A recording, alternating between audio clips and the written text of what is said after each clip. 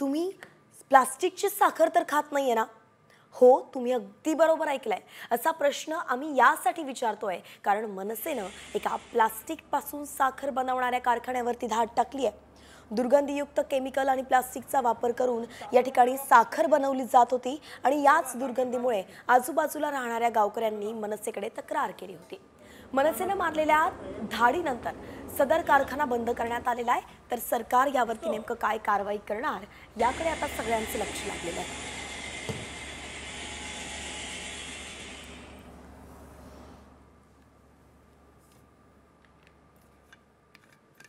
नंतर गेल्यानंतर समजलं आम्हाला त्या प्लास्टिकमधून बारीक बारीक दाणे साखरेचे निर्माण होत होते.